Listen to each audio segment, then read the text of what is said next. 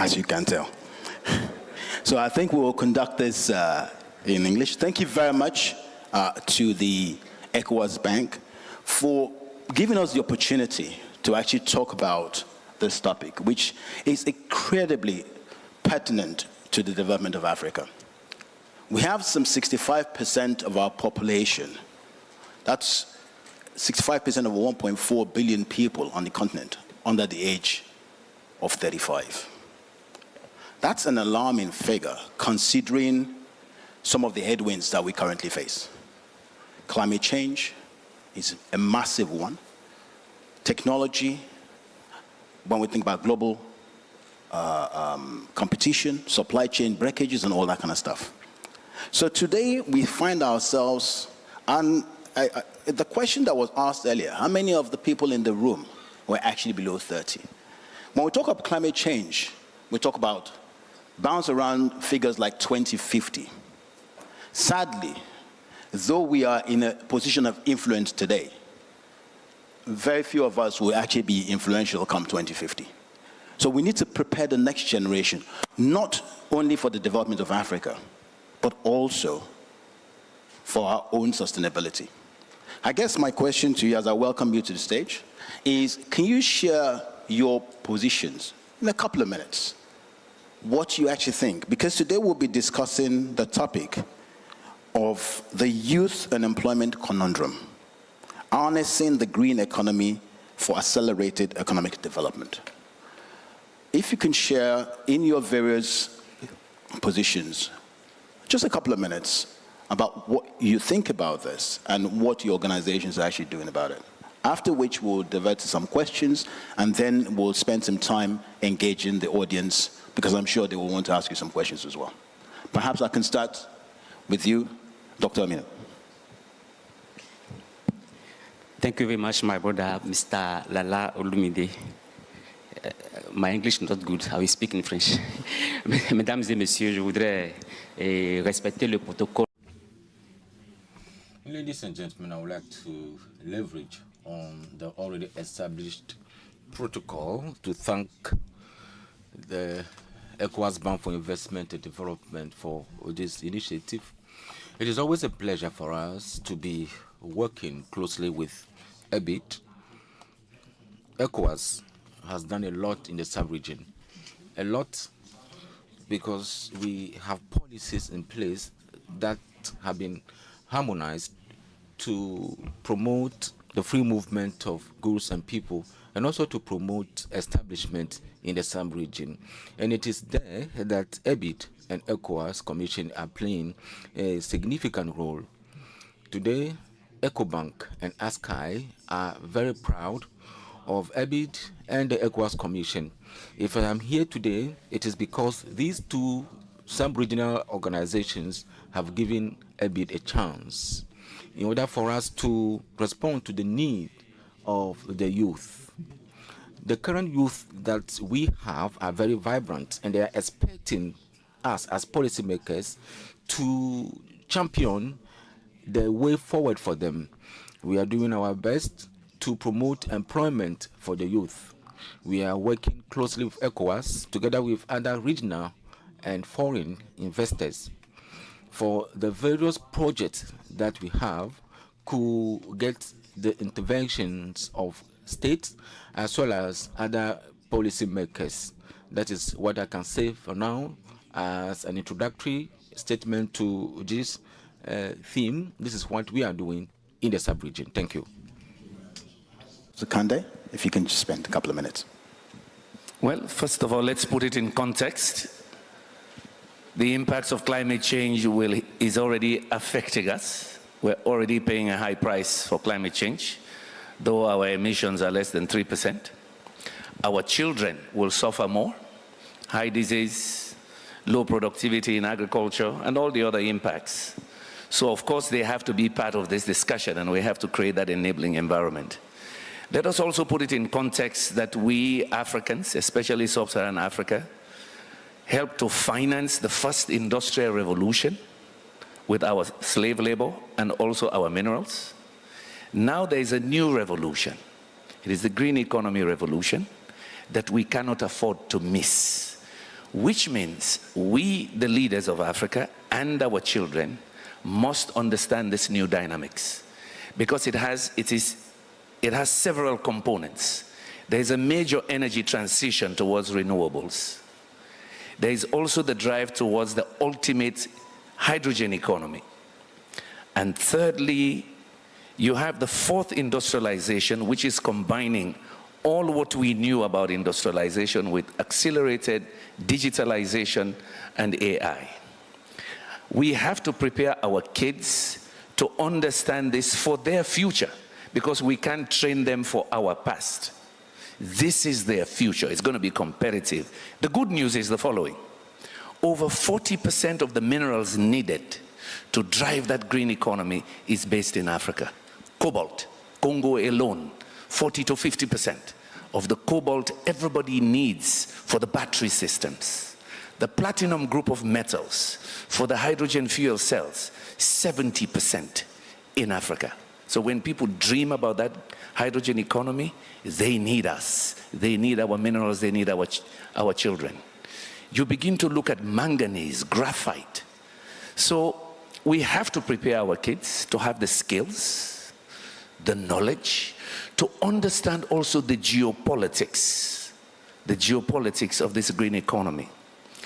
Every country, major industrial country, still wants a piece of the real estate in Africa.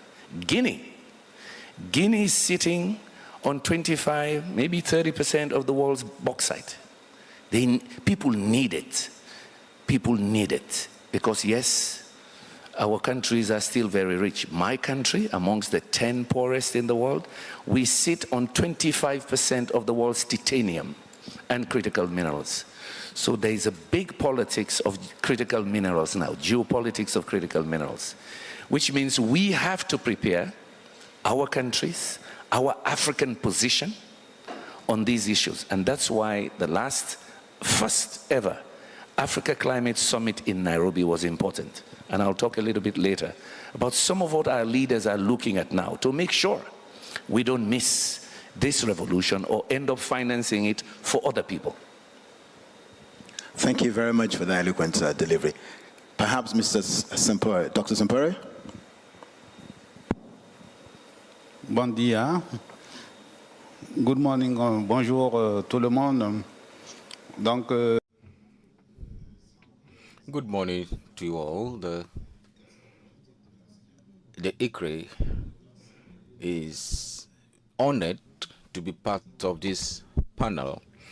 It's an opportunity for me to also thank EBID for the fruitful collaboration that exists between the ECOWAS Commission and the ECOWAS Bank for Investment and Development, especially our institution that is mandated to promote renewable energy and energy efficiency in the sub-region, especially in supporting member states in attaining energy efficiency by 2030. As my predecessor said, we have no reason to miss out in this green economic revolution and in the energy transition on the continent. We also need to acknowledge the fact that at the ECOWAS level, there have been a lot of things that were undertaken. There were a lot of policies that were adopted by the Authority of Heads of State in terms of energy, renewable energy, energy efficiency, climate strategy, and so on and so forth. So we can say that the framework is available. And as the representative of the president of the ECOWAS Commission said yesterday, we need to now move from the talking to the doing. We need to translate all these policies into a medium and a long-term vision. We need to bring on board the youth, because we are working because of the youth, and it is the youth that will take the baton from us. We need to pay special attention to the youth. We all talk about investment. When we're talking about sustainable investment, it means we are looking into the long and in the medium term, and we cannot do this without bringing on board the youth. Therefore, we need to look at training. What sort of training are we giving to our youth? We cannot talk about investment without talking about training. The human capital. Look at the Western world. Those who we believe are the advanced economies today, they started by paying special attention to their human capital, and that is the basics of sustainable development. Regardless of the resources that we mobilize, regardless of the sort of infrastructure we put in place, but if we do not have the human capital, I'm sorry, we are joking. Now, what do we do in terms of capacity building for the youth, especially in renewable energy? As we are talking about green economy today, that is the food for thought I will leave to you. Thank you. Monsieur. Doctor Kodjo. Oui, bonjour tout le monde. Good morning to you all. On behalf of my office, I would like to sincerely thank the President of the ECOWAS Bank for Investment and Development for associating us to this very important and maiden forum. Since yesterday, we've heard a lot of speeches full of hopes. And I have no doubt that these speeches will not only remain in letters, but it will translate into concrete actions. That is my hope. African Trade, that I represent, is also an insurance repurchasing company. Last June, through a resolution of our board, we changed our name. Now we are called the Agence du Africa Trade Insurance Agency Company.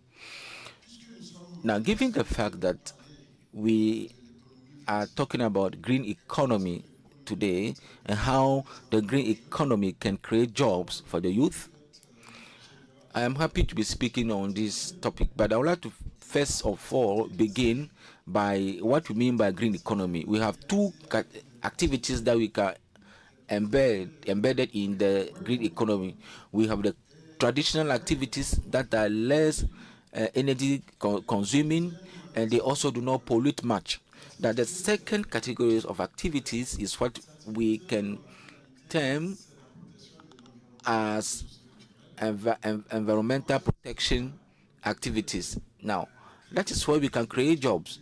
That's where we can create opportunities for the youth. But how? But before we can do this, we need to have access to financing, and that is where my institution comes in. We need to promote access to financing. We attract foreign direct investment into that sector.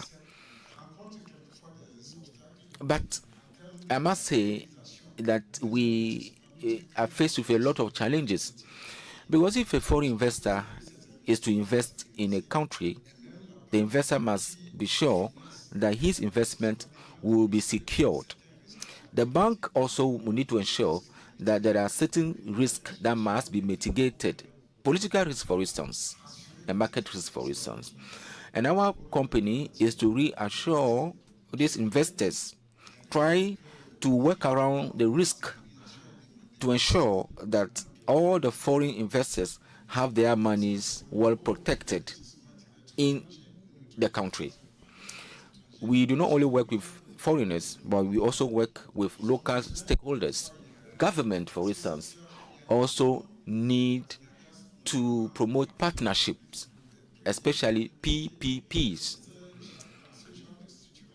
And in these types of arrangements, guarantees are needed, because a partner who wants to do a PPP will need to get a guarantee. And our institution also comes in handy in order for us to ensure that all the projects that we bring on board are fruitful. As a matter of fact, the investor cannot work alone. The investor needs to recruit. Recruit the youth that was jobless must get a new job, especially must be well remunerated. and also pay tax. By doing so, they contribute to the economic development of our country. So, ladies and gentlemen, these are the value chain of the activities that my company does in terms of promoting green economy and as well as providing job for the youth. Thank you, moderator. Dr. Kodjo. Well, ladies and gentlemen, a lot has been said and a lot needs to be unpacked. But as I listen to my panelists here, there's certain things that you've stated which are similarly obvious to us. The resources are here, be it in human capital, be it in raw materials, but yet we're in danger of missing out on that new revolution. But you said something. We are talking about the kids and the youth today. These are those who will lead us tomorrow. But we talk about skills, we talk about knowledge, we talk about geopolitics, understanding geopolitics. Now here's my question to you, Dr. Kandeh. What is it? Because Dr. Kodjo here mentioned finance. How can the financial institutions partner with government institutions and agencies to ensure that we produce the right educational models for the children to succeed in tomorrow's world? Because it will appear to me that we're still returning out the same educational stuff that we did years gone by. What can we do, sir? Dr. Kandeh. Before we even go to finance, let us re-examine our curricula. That's the point. Number one, we now have no choice but to include already in our curriculums for our kids, our young generation, issues related to everything we've discussed here. Climate change, why it's important to them. Because I know, having been in the space for over 20 years, that there was a time in Africa we even thought that climate change was not about us. Unfortunately, we are paying the bigger price. So we have to help our young generation understand right away. So that does not require money. It requires leadership and public policy to make sure that this is included in all curriculums as we go forward. But there's some other things we need to do as governments, and that's part of the framework from the Africa Climate Summit. Number one, we need a proper assessment and valuation of our green assets. It was one of the main decisions of our heads of states in September last year. Why is that important? We have the rest of the world telling us that we should not cut our forests. True. But they also say, even if you have minerals under that forest, you should not touch it so you can capture the carbon they release. So the big debate in Nairobi was the following. Okay, we keep the forest, we don't touch the minerals, but we need the money to do other kinds of development. If we're going to keep it there, how much are you willing to pay for the carbon we sequester for you? The reality is the following. In Africa, they value our carbon at $4 a ton. In Europe, it's 100 euros. Carbon is carbon. So one of the things our leaders are demanding now, we assess that wealth. Number two, we make sure it is valued properly. And a lot of that space is occupied now by NGOs. If we can assess that, their argument, and the African Development Bank President's argument is, we use that valuation to access global finance. Because for us, it is a valuable asset. It is not just a tree. And the minerals under are also valued. It's not only a fight for us, but it's the same question Brazil and others are raising today. What's the proper valuation for carbon we sequester for the rest of the world? That is important. That helps us leverage additional capital around the world. Number two, it is what our colleague just said about regulations. Transparent, consistent regulations. The regulations indicate incentives that the private sector and bankers need to finance longer-term investments in green manufacturing, in renewable energy. Those regulations, typically bankers will tell you they need TLC, not tender loving care, but transparency, longevity, and credibility. That when you have a policy on renewables, it will stay for 10 years, 15 years with little changes. That gives a signal to the market that, okay, we can lend, and the policy will not suddenly change. Because some African countries, suddenly a new government comes, they want to change the tariff. that you've already indicated for private investors to go into green energy or mini-grids. Third, that is most important, it is a deliberate choice. Yesterday, our colleague from EIDB said it. Industrialization is not an option for us. It is a must. The real value today, and it has been that way for the last 50 years, is not in commodities. It is in value-added products. If today people need our minerals, the negotiation has to be different in two ways. You negotiate to also own shares in those companies now. In the Gulf countries, those countries own their oil companies or they own significant shares in those businesses. In Africa, we are told that no, we should rely on royalties and surface rent. Let me give you a case. In my country, we've exported over $1 billion of minerals in the last 5 years. 1 billion. We've only earned about $70, $80 million. You export $1 billion, you earn 80 million. What's 80 million going to do? One power plant alone maybe is 300-400 million. So we have to do the new deals on our critical minerals differently. That's a deliberate political choice. It is not an easy one. Of course, you've had the many cases of Niger.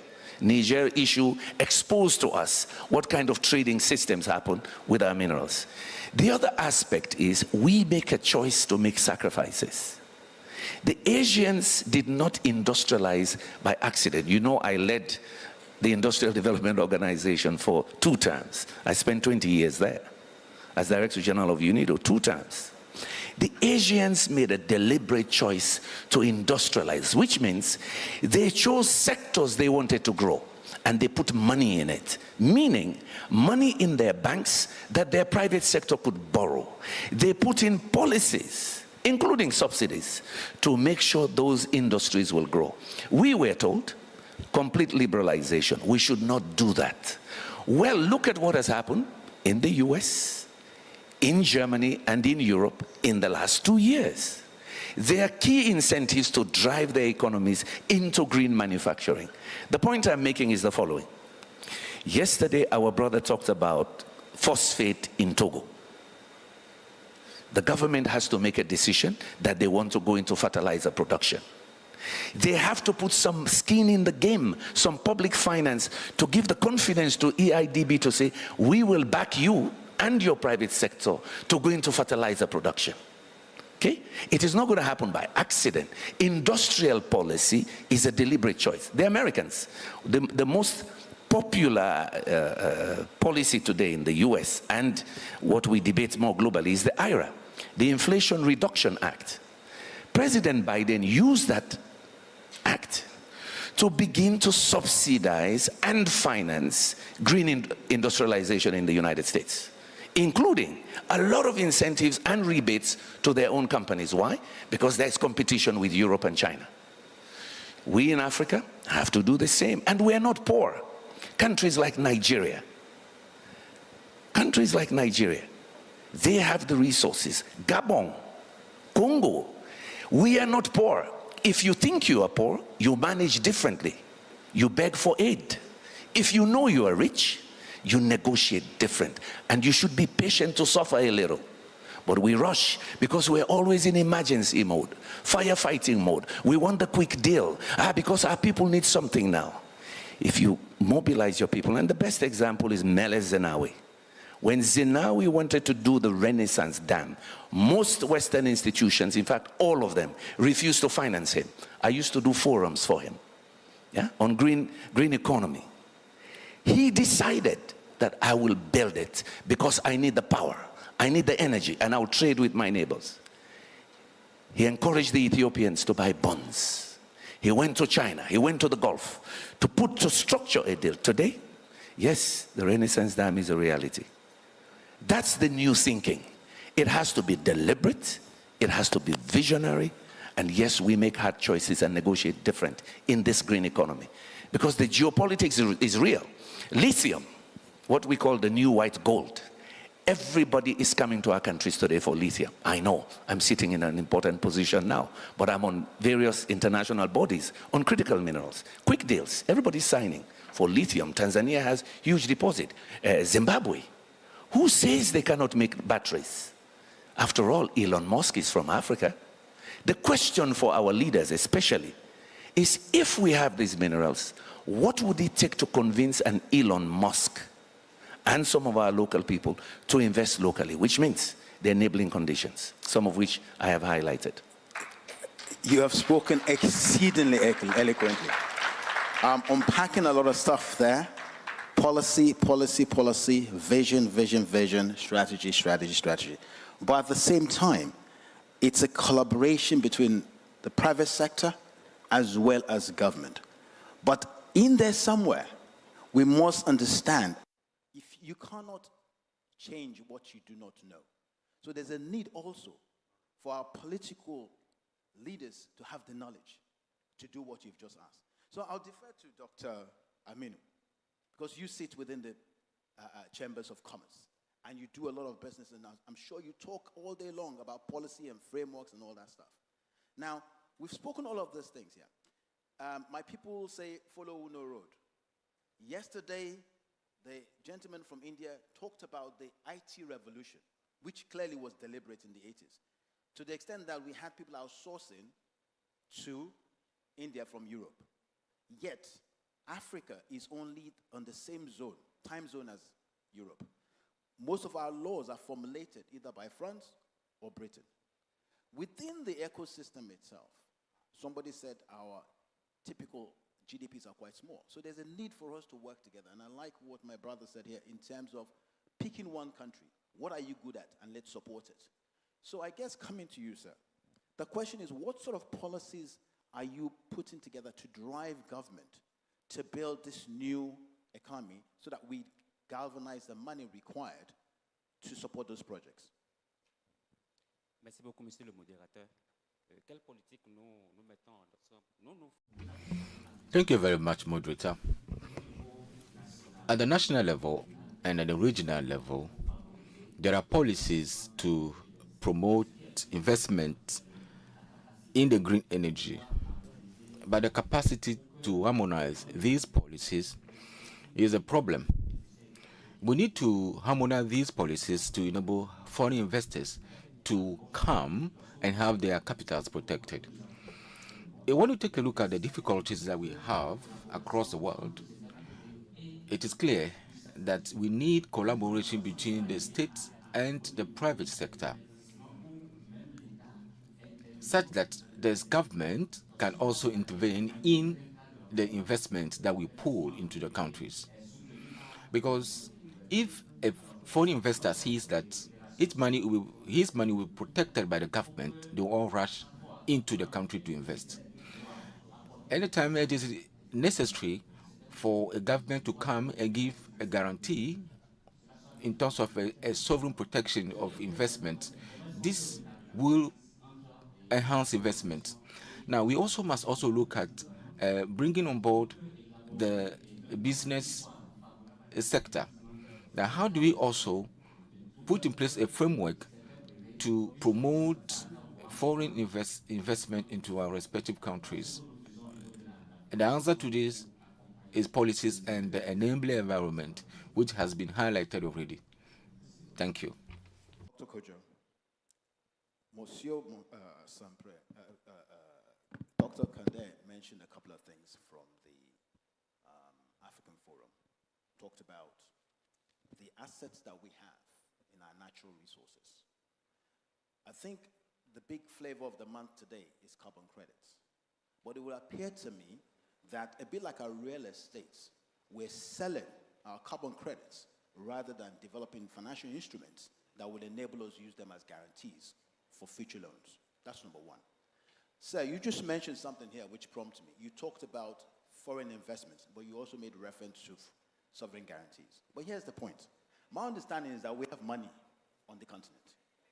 So why can't we use guarantees either from financial institutions like yourselves or the government to actually mobilize and guarantee the money that we have here to finance our own projects rather than financing projects based on foreign investors. You and I know that when the man brings his money, he brings it with conditions. We export jobs and we export our dividends. So how can we use government guarantees as well as guarantees from institutions like yourself to finance and mobilize funding, local funding for the projects that we have here? Dr. Kodjo. Merci pour la question. Thank you very much for this question. My institution was created by the World Bank, and the objective is to facilitate access to resources as well as access to capitals at all levels of the economies, be it the big companies or the small and medium-sized companies. We also support government to have access to financial resources at a very concessionary rate. It is also important for us to note that my institution has been rated as A by the Standard & Poor rating companies. We also had a second rating by Moody's, A and 3 stable with a positive outlook. This makes us a multilateral, the second multilateral best rated behind the AFDB. Now with this rating that we have, it enables us to have the leeway in raising resources at a very affordable rate, be it for the government or for SMEs or foreign investors. We have observed that, especially for SMEs, that although we acknowledge the fact that these enterprises are the heart of our country's economy, they have problems. The problem they have is the guarantee that the banks will require them. And these small and medium-sized companies are not able to provide these guarantees. And if they're not able to provide them, it means they will not have access to financing. But the question is, why will the bank ask them of this guarantee? It is simply because it's part of the ratios the central bank requires the banks to have so that they can be covered. And that is where the problem lies. Even if the SME has access to the credit, we also note that the cost of credit is too high, because this is a sector where the risk is also very high. We have to understand that the cost of risk must also be such that government must come in to cushion it. The colleagues here raise issues about the level of education, the level of training. That is the reason why in the SME sector, the risk level is very high, and banks are not ready to put their monies in that sector. I recall when I was making my presentation to the banks, I do tell them that it is not the guarantee that makes a dossier a very good one, but the dossier must be first of all good with a bankable project. The guarantee all just will come and add to it. The SME and the bank itself must do a critical appraisal to ensure that this project is a bankable project before they put the money into it, before they can come and then contact us for financing. KFW, for instance, we put in place a product for financing SMEs. How does this project work? First and foremost, we select some banks of our member states and we put the resources available to the banks on lend to the SMEs. we cover the SME portfolio for the banks, that in case of any default, we will first of all pay the first loss up to a certain level. And if it goes beyond that, the agreed level, then the bank will come in to cushion the default. And this also this product enable these banks to extend their credit to the SMEs, and for the SMEs to also have easy access to financing. Now, a bank whose SME portfolio is covered by an A-rating international financial institution will be at ease when extending credit to the SMEs.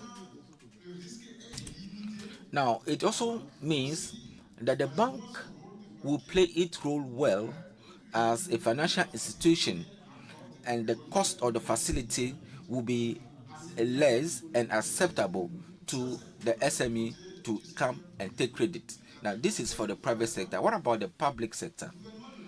The government cannot issue sovereign guarantee for every project. We know that sovereign guarantee for a government is controlled. That is what we must understand. It is also subjected to control by the IMF. So governments come to our institution so that they may not always have to issue sovereign guarantees.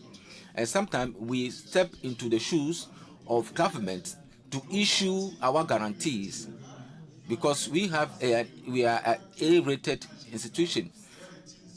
Sometimes our government, their rating is B. It's only recently that Côte d'Ivoire has a double B, rated by Moody's. Therefore, our guarantee for investors is always preferable. Therefore, it saves our government the trouble of issuing sovereign guarantee, which is not always that they might have to issue sovereign guarantees. Now, I believe that with the support we are bringing on board to government, we are doing our best for a lot of projects to be implemented in the sub-region and across our member states. Now, talking about renewable energy, we have been able to unleash in our member state what we call regional facility to credit. This enables power producing companies to have access to facilities to produce power. Now, when we talk about green energy, either it is solar or wind, once it is produced, it has to be sold to the national power distribution company. But these private operators will need guarantee. They need resources to be able to produce the power. And more often than not, the national power distribution company do not have the capacity to support these institutions. I thank you. To start to rethink this conversation. I look into the audience and I look at the young ones. And we're talking about IMF and we're talking about government guarantees, risks too high. Look, the truth is, I did some research yesterday. I think Senegal has about, 28 universities, Côte d'Ivoire, another 26, Ghana, 68, Nigeria, about 170. Every single year we churn out children, into the workforce. The long story short is very simple. We don't have enough companies to give them employment. So a number of our children are going to be entrepreneurs by default, All of this conversation that all of us sit down here comfortably talking about risk and collateral and all that stuff, they don't have it. But they need to take advantage of this new economy. So I guess my question, and I'm going to start with Monsieur Sempore and open it up to the rest of us, because we must leave here today with some solutions. I want the children to walk away thinking, okay, how can we plug in? How can it be such that we talked yesterday about project preparation. We talked about structures. We talked about skills and knowledge. We talked about a new economy. But the children are sitting down there thinking, we've just come through this process. it needs to be modified. But we're already here. What systems can you put in place to collaborate between the financiers, the government, who are making policies, so that we can prepare these children to engage and connect to finance? Monsieur Sempore. Sempore, rather. Okay, I do merci. Thank you very much for your question. I'm happy we are talking about the youth, because we are here for the youth this morning. And as always, just to give you some statistics, the ICRE has published some statistics following some studies that in 2021, we had 12 million direct employment linked to renewable energy across the globe. It means that renewable energy sector has the potential. It's true that in West Africa, the figures are not very specific. But what you must understand is that the sort of human resources we need to develop must be a quality one. Now, what is the specific case for West Africa? There are a lot of universities, a lot of training centers, a lot of graduates that are coming out year in, year out from our universities. But what have we done at the regional level, at the ECOWAS level, in the renewable energy sector? I'm talking about energy efficiency and renewable energy. We put in place a regional certification system. This is already being done in so many sectors. In the IT sector, for instance, we have what we call the IT certification, regardless of your training and regardless of where you train from.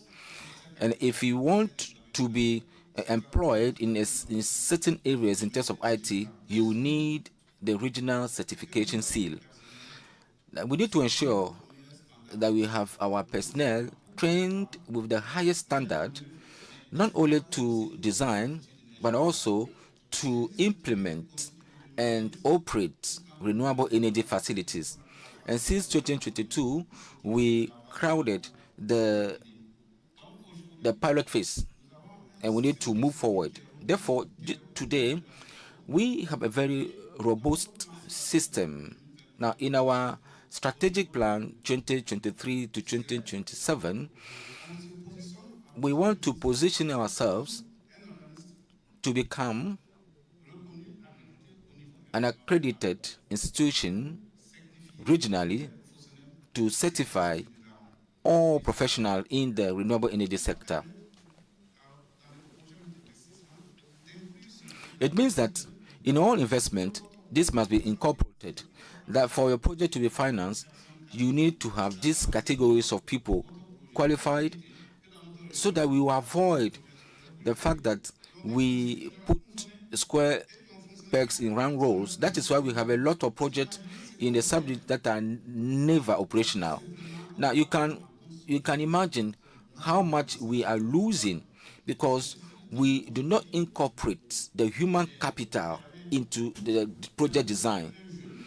Take, for instance, a young professional today that has that certification can work across the sub-region in any country, regardless of where the person trained from. So this is also an advantage for us. We have a system with solar panel technicians. It can also be given to people who did not train in universities, because they are also on the field. They are very good and they are working. We need to find ways of incorporating them. Therefore, there are training centers in various countries where these people are brought in to give them some training. What we want to ensure is the quality. Today, we have systems that we want to promote the mini grid. It's not everybody that is connected to the national grid. Therefore, people who design, people who do the installations, we need to involve them. Today, we are working with WAP in order for us to move this initiative to the next level. We want to have engineers who should be able to interconnect renewable energy into the national grid. We're also talking about a very important matter, which we are not talking about: professionals in the energy efficiency sector.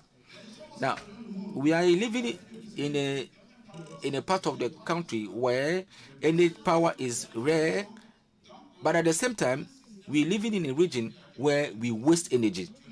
That is a paradox. That is why we need to pay special attention to energy efficiency. We need energy auditors. We need to know how we save power in our offices, in the transportation sector, and so on and so forth. I was in Lome recently, and the weather was very hot. We have the sun. And why must we be using AC units and being powered by power from the national grid? Why don't we install a solar panel to power the ACs? Why don't we use solar to power our heaters? We are importing this heating unit. Not only is it expensive, but it consumes a lot of power. Whereas you have sun in abundance in the sub-region in Africa. That's why you put in place this system to ensure that at a point in time it should become a necessity in all energy efficiency projects. Government should take it up. Not to monopolize the floor, I would just like to say that we need to ensure that the youth that we are training have jobs. We can have skills, but of what good are those skills if the jobs are not there, especially in public sectors? We have solar plants across the sub-region. Let me just give you some. In the region, we moved from 5 megawatts in 2010. It's only Kevel that had a center. Today, we are talking about 150 megawatts of solar energy being produced across the region. And by 2030, we are going to have 5 gigawatts multiplied by 1,000. That is the power that we will be generating. Now, if this significant investment is made, what will be the added value for us? It's true, we may have power, but what impact would that have on the SMEs and on the youth? It's even ridiculous to talk about it, because we import all these units. What we are giving to the youth is to let them come and do the installation, come and dig holes and put poles, and then install the panel. Why can't we produce the panels ourselves? At a given point in time, we must ensure that technology is transferred. Technology transfer is the way forward. We must ensure that at least 10% of the panel we import should be manufactured in Africa. That is the only way we can give opportunities to the youth. We cannot be talking about promoting investment where we are not promoting technology transfer. For them to be doing the donkey jobs, we cannot only allow them to be digging holes and mounting poles. Meanwhile, what they are mounting is produced from elsewhere, jobs being created elsewhere. Now, we need to promote technology transfer, just as other countries are doing. We have people who are well qualified. We have technicians, engineers who can do that in our countries. We can create more values.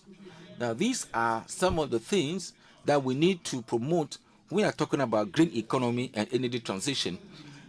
Let me also speak once again on technology transfer. We need to insist on it. We need to make sure that local content is the way forward so that we can improve and promote technology transfer. Government must incorporate this in their laws. You either take it or you leave it, so that the youth should have the opportunity to take the opportunity of what they have.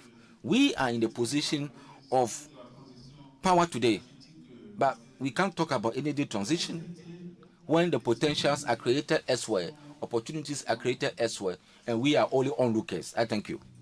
Much, Dr. Sempore. Moderator, our challenge is very clear.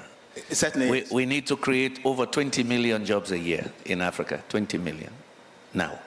But imagine what happens in 26 years when we're over 2 billion people, 65% of them young. So hold that thought for a second, because you've all talked about manufacturing. We talked about processing. We talked about project preparation. We talked about where the money is. There's a need to connect project preparation to knowledge and skills and money, but also tax incentives for companies, banks, who are actually training, providing apprenticeship to these children to develop those skills. But hold that thought, because I really want to go to the audience. The number of young ones in the audience now, and please, I want to start with, if you're under 30 or 35, I want to hear from you, because we're all old men here. 2050 is a big number. A lot of us will be in our 80s, I'm sure. Yeah? We'll be relying on you. So there's a gentleman there in white. Can I have the mic going to the gentleman in white there, please? Next to him, and then the young gentleman. But where are the ladies? I have mic already. Please, speak. Oh. Sorry, sir, are you under 30? Well, I'm kind of confused about age. Sorry. I think we're here to do the brainstorming and bring knowledge. Okay, carry on. Can I just, oh yes. Thank you, sir. First, let's introduce myself. I'm Theo Bito. Your question, please. We're running out of time. Stand up, if you can stand up, please. Can you stand up, sir? Sure, sure. Okay. Maybe I'm too old. That's why you shouldn't be answering the question. But carry on nonetheless. No, that's why I should be answering the question, Okay, actually. your question, sir. Thank you, sir. So my name is Theo Bito.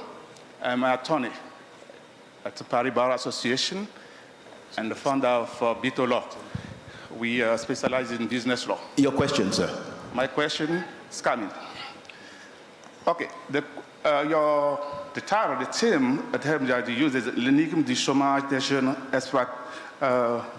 exploiter l'économie verte pour accélérer le développement économique. That's the question. Someone has the micro over there and you talk about carbon credit. I would like to ask that person, that expert. First, I forgot to congratulate all of you because you really master your point. So, my question is this. I have been working on this carbon credit for 2 years in my law firm. How realistic do you think really that this can help African youth? That's my first question. My second question, because we all know what's going on in that carbon credit market, and I know Kenya has been working on it a lot, but how far can we go? Shouldn't we be thinking about the transition before we get there? Because currently, even in US, there is a scale back on that program. Are we as Africans ready for that? Do we have the technology? Do you have the skills for that? Are we realistic? That's my first question. Thank you very much. The second question is, if you allow me, the skills. Do we have the skills to build the infrastructure that we're talking about? We do not have the skills. The thing is, when you go to, like in France, in Paris, you go in every international law firm, you have Africans who are in African departments. But in Africa, the leader don't trust African experts. How can you bring a French guy like in Togo, ask him to write your law, and you believe that he will do it in the best interest of your country? He will do it in the best interest of his country. So the skills, yes, but how you guys deal with that? So thank you very much, sir. Question. We'll hold on to that question. The young man with the hands up in white, please. Okay, thank you. Stand up. Can you stand up? Yeah, okay. Can I go ahead? Yes, but whilst you're speaking, can I have the mic, a second mic go to the gentleman there, please? We're running out of time. This has been a very interesting conversation. My name is Ochana Oko, and I work for the Benue State Governor as a technical advisor. So I want to, like the way the conversation is going, I just want to make something that I noticed, the framing of the questions. Children, it sort of robs us, like young people, of agency. We are able to contribute to this conversation. So that leads to my next question. And that, I'll direct that to Dr. Yumkella. How have you ensured that young people are co-creators of this future that we speak about? How have you, through your work, ensured that you have included young people to create this future that they are going to live in? So that's my question, essentially, and if anyone else on the panel could answer that. Before I go to the gentleman, I need to apologize to you, the use of the word children. Sadly, my own children are just around 30 years old, so I still call them children. Maybe that's why I go wrong. They're young people, and they have plenty to contribute. Sir.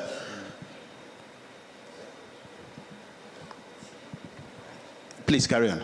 Okay. And then I'll take one more and we'll come back to the panel. Okay, thank you so much. My name is Mauto Tosa. The first question will be directed to Dr. Yumkella. Dr. Yumkella pointed out the importance to have transparent regulation for investment. Obviously, we cannot overlook investment documents when attracting investors. So it is very important to take into account what is the real document, the quality of the legal document we should have. So I would like to hail the effort of ECOWAS by adopting the Supplementary Act of Investment in 2008. But the second time, 10 years later, ECOWAS decided to modernize its investment document and adopted ECOWAS Investment Code in 2018. And my question is this: since 2018, we are in 2024, but the legal document is not yet entered into force. Why? And my question is this: how can you justify the lack of political will of the African leaders to ratify a document they freely adopted? And my second question is directed to Mr. Sempore. Monsieur Sempore, je suis heureux d'apprendre. Mr. Sempore, I'm happy that you are highlighting the importance of training for the youth. And we, the youth, we are not sleeping. We have done some research, and we noticed that in 2003, ECOWAS adopted a policy. But when we look at the provisions of that protocol on energy, we can see that it was just a photocopy of the energy charter adopted by Europeans, and this dates in 2023, whereas that of Europe dates back 1994. And today there is a legal battle between investors across these two continents. But as we speak today, ECOWAS has done nothing to amend provisions of that policy, especially on the energy protocol. Because given the fact that we are talking about youth today, I think ECOWAS should review that test. They should give a new breath into that treaty. Thank you. Maybe you have some explanation to give us. That gentleman out there who's been raising his hand, and then we'll go back to panel. Thank you so very much, Mr. Olumide. Dr. Kodjo, je voulais savoir l'information. Dr. Kodjo, I would like to know the information you've given concerning financing for banks. I want to find out whether this information is not available to the youth. How do we ensure that the information you are sharing with us today, how do we propagate this information for the young entrepreneurs as I am to get the info? So Kandeh, you just mentioned what is happening or what has happened in Niger with the young population and the Nigerians actually coming to know what was happening with the natural resources. Please, sir, how can we join efforts to continue the sensitization, most especially in French Africa? Because you are in Lomé, which is a French Africa, and you are from East Africa. If you go to neighboring Nigeria and come back to Lomé, you will see the difference in living standards. So please, how can we join efforts to continue the sensitization to make French Africa a little bit closer to English Africa? Thank you very much. Okay, so just to wrap the questions up there, how do we basically align our understanding, is what you're saying? How do we bring us close together? We are one, West Africa, align the frameworks. The gentleman there was talking about frameworks and rules that we seem to have written but have not brought into policy. The young lady over there works with the government. Where is the youth's voice in all of this? And the gentleman who started the conversation is about skills and expertise. Before I divert to you, I would seek permission from my host, the ECOWAS Bank. There's clearly a need to have a session for the youth. We can't run a seminar, but what we will do, with all your permission, sir, we will engage the youth in a webinar, hosted by yourselves and in collaborating perhaps with Afrexim Bank and maybe the FDDB. We will host that in the next month or two, and we'll bring all of you together to have your say, because you clearly have a voice to be heard. My panel, please. Thank you. Thank you very much. On the first question from the lawyer, there is an article in The Guardian. It was published on March 15th this year. It is about carbon cowboys, carbon cowboys. It is a story of Zimbabwe, a company that is getting carbon credits, a foreign company, 85 million pounds a year.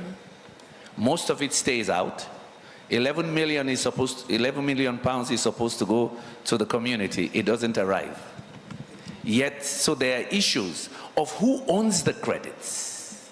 How do we regulate that market? In Africa today, still not regulated. Yes, Kenya is doing something, Rwanda and Ghana. For now, the rest of sub-Saharan Africa, it is like the Wild West. Everybody comes in. They tell the communities who will represent you. The bankers don't get the money locally. So we need regulations for that. I'm trying to push that in my country as well, because I have a similar headache. Yeah? So we need clear regulations about how we will manage our carbon credits, which goes back to why our leaders are calling for proper valuation of our carbon assets. Yeah? So read that article. It will give you some insights about what can be done. But again, it comes always back to leadership and governance, which is related to the last question. How do we ensure? This is 21st century. I say to my African brothers, we can blame colonialism for maybe the last 50 years. But the last 10 or 20 and the next 30, we can't blame them. We are in charge. We are. Should somebody tell us today that we have to make our citizens know what natural resources we have, how much of it, where is it deposited? We have to do it. We're waiting for somebody to tell us. For the youth, let me give full disclosure. I came back from overseas to run for president. And I used to do town hall meetings with the youth. And I said to them, even if I don't win, I want you to engage. If you don't demand from the current leadership, if you don't demand more, it will be business as usual. Because why? You are the main voters. In my country, people below 35 are over 50% of the voting population. You choose your leaders. Choose leadership that will let you know how much minerals you have, where they are, and what they're pricing it for. If you don't demand, remember what we said at the beginning, climate change will kill you, not us. We are almost out. Those impacts will be for you, so you demand better. So governance matters, and so we learn from each other that if the trading system is not fair, we demand a fair trading system. The one about youth, the lady's question, I still engage youth. In fact, I'm invited around the world to talk to the youth about green economy. I want to do the same in Africa. You have to know. You have to be part of it. If you don't know it, you can't co-create the policy environment. You would not even know how to write the first project.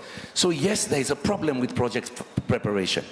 I go to these events with the bankers and so on, and they say, like yesterday in one of the panels, finance is not the problem, there is money. The real problem is bankability. It's difficult to write those projects. Yeah, the case of Lake Turkana windmill in Kenya.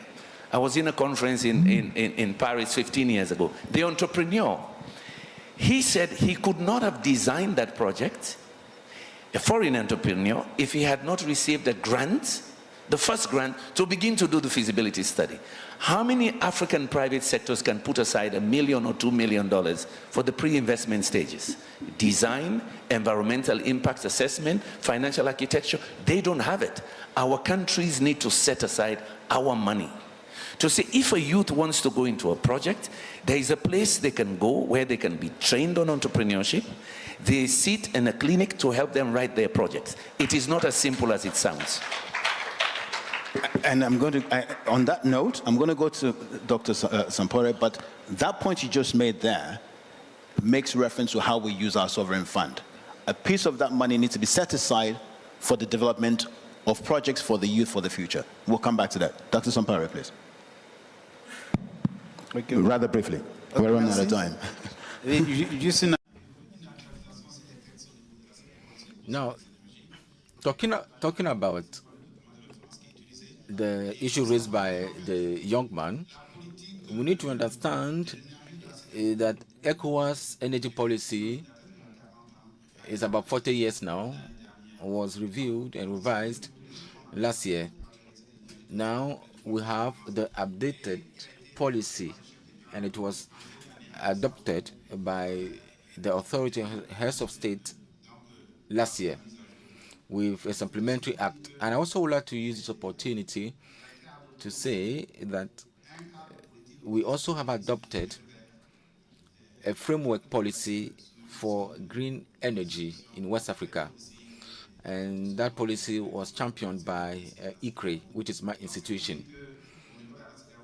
It means that ECOWAS is very proactive in energy transition and green economy, especially when it comes to adoption of policies. Now, the youth are always asking, isn't it premature to talk about green energy? And I want to say that we are even late.